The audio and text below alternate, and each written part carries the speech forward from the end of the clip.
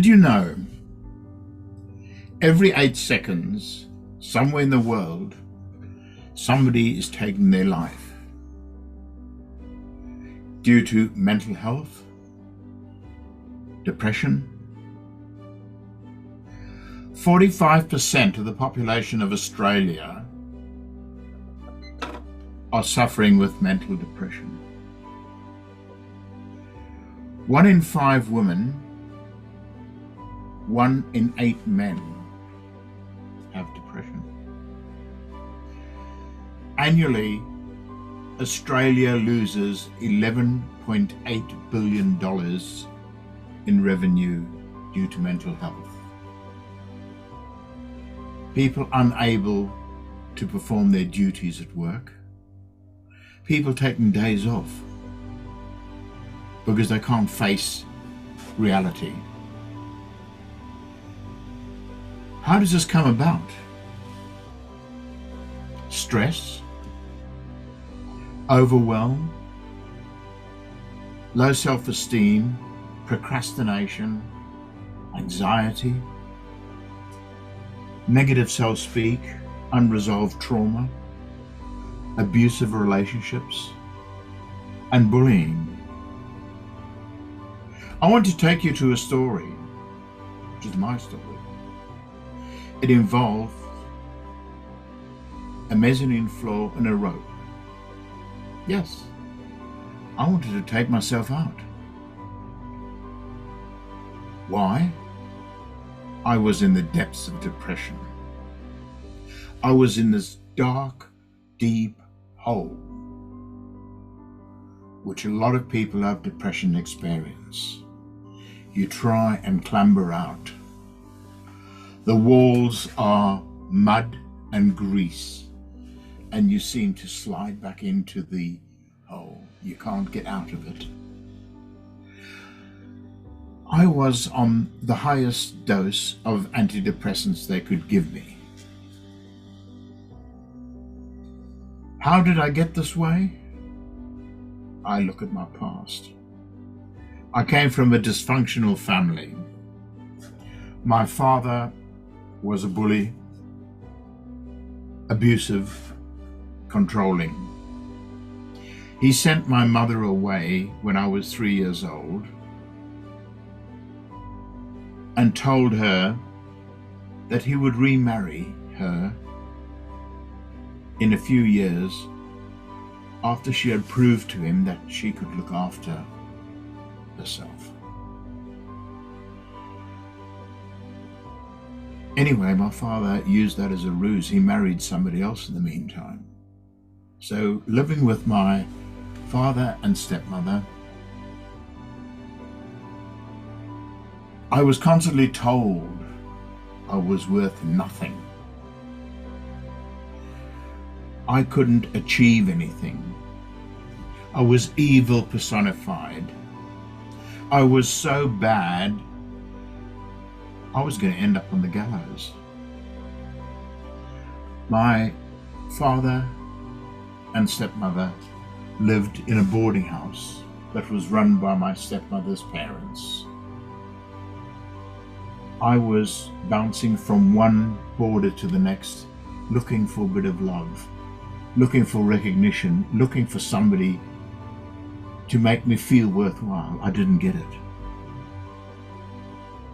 When I went to school,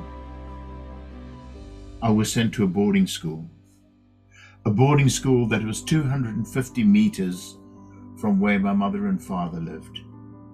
This didn't help me. I was even lonelier there. I was teased, I was bullied. I was told by my peers that my parents didn't want me, that's why they sent me to boarding school. I believed all this garbage. Teachers didn't help. They told me I was stupid. I would never be able to write the exams. As a result, I failed most of the exams. One teacher would walk into the room before she put her satchel down. She would tell me to step outside. She didn't want me in her class. I was looking for something. I was desperate. One day I stole home. I took my father's pistol and brought it back with me to the boarding house. I don't know if I was ever going to shoot myself, but I did tell one of the boys that I was going to do that. He told the headmaster. Knowing that this was going to get back to my father, I quickly went home, put the pistol away, and went back to the boarding school. A few days later, my father challenged me on it. All he could say is, "Why did you do this after all I have done for you?" He didn't ask me why I wanted to shoot myself. As a result, I was expelled from the boarding school. I went to live with my father and my stepmother. Things got worse. I hated living there. I just wanted to get away. When I was 16, I ran away from home. I didn't join the circus, but I did go and work as a chef. That's the only job I could get without an education at the time. I was lonely. I was searching. I made some futile efforts of suicide. I don't think I wanted to kill myself, but I wanted some attention. I wanted to be noticed, as a lot of people do when they have mental illness. All they want is recognition. I was treated by psychiatrists, psychologists, and I ended up in a mental institution for 2 months and sent away again. I built walls in front of me. You've all heard of the Great Wall of China. That was to keep everybody out, keep the barbarians out. I built these walls upon walls upon walls because I didn't want two people to come in, because it ended up with pain. Fast forward, 2018, a friend looked into my eyes, and the eyes are the windows of the soul, and she realized I was desperate.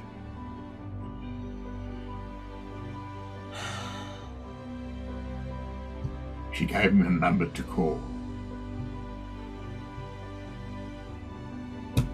I called that number on a Thursday afternoon at 4 o'clock.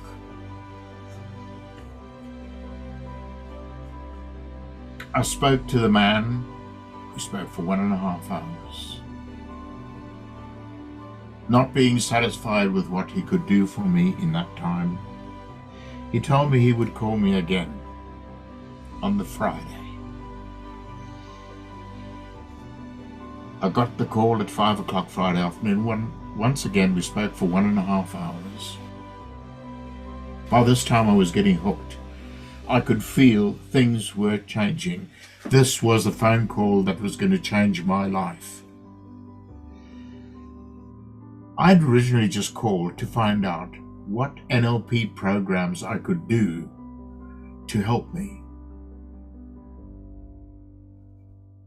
Not being satisfied with what he'd achieved, he told me he'd call me again on the Monday. On the Monday, we spoke for 2 hours. I remember that distinctly. We went through my life story, what I could do, how I could change my life, the NLP programs that I could do. I started doing NLP programs. I did every one I could get. I was being coached, which made a tremendous difference. I learned how to master my mind. I was on the road to recovery. I am now, from having the highest dose of antidepressants, I am now to 0. I do not have depression. This is a fantastic feeling. Sure, I get days when things turn to shit. Things are not good. But I'm able to reframe. I'm able to master my mind and think more positively about my life. If anybody has been through what I've been through, give me a call. We can have a chat. I can see how I can help you. We can talk about things. I can give you some coaching. You can contact me at andre@geniuscoaching.com.au. Thank you for listening. Have a wonderful day. Thank you.